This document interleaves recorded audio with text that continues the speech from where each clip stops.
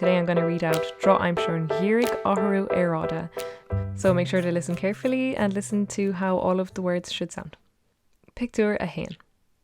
Tránóna amháin, casan pól agus áine an telefísir siúl agus tá chlár fásnéise siúl dar banam primetime. Is é ábhar an chlár ná Áthru Éráide le Gheimhridh. Ceapan áine gur feib chastaí agus 18 pól le. Smaoiníonn siad siar na Gheimhridh a bhí ann le déanaí. Pictiúr dó. I Pictiúr dó feicimid Gheimhridh amháin le déanaí ina raibh sé 8 géim faoi róphainte. Becheann na Gheimhridh is fuaire in éireann riamh a bhí ann. Bhí ar gach aine fannach sa tach agus bhí sé cuirsneachta gan stad. Bhí ar gach teilech níos mó airgid a chaithimh ar bhilí teasa freisin. Pictiúr 3. De bhar na deochtaí ísle, roig agus phléasc piapaí isce, ag déanamh lán damáiste do glóirtithe. Chun na pipaí a dheisú, bhí ar na tailig pluméria áil, ba chostas mór eile é, chosnig an bille timpeall €200. Ar bhar na gasta seo, bhéidigh an phréomh árachais de gach teilech €1,000 a chur an Drochaimsir stacartha.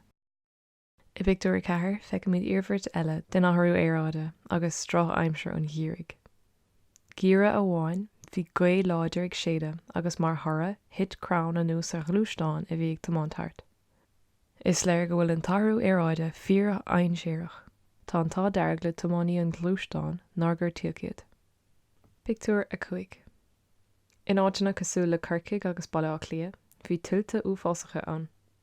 I ggurcaig bhí ar roinnt daoine a dithe a thréige mar bhí siad scriste ag an uisce. Bhí ar na seirbhísí éigeandála iad a chabhrú I mád tartháile. I mbailach lia, bhí an leibhéal uisce cóthard is go raibh na glúisteáin a bhí ag tiomáint leathmhainn uisce. Pictiúr 6. Sa Pictiúr Deireanach feicimid an fáil le Áthru Éráide. Tá an trá ózóin, scriste de bhar trúlathe. Dá bhar tá an domhainnig taobh suas agus tá na cnapáin air sa bhfolthuaig ag leá. Má lean na nomarcha cnapáin, beidh tuile uisce agus mar sin tuile tuilte agus Drochaimsir eile. Gan éon dabhairt is ábhar imní é seo agus ba chóir doing machnamh a dhéanamh ar an bhaib agus conas í a réiteach. Marachal scur, der pól go bhfuil ar dtimpeallacht de muil agus tá sé an am doing dul in lec leis an bhaib.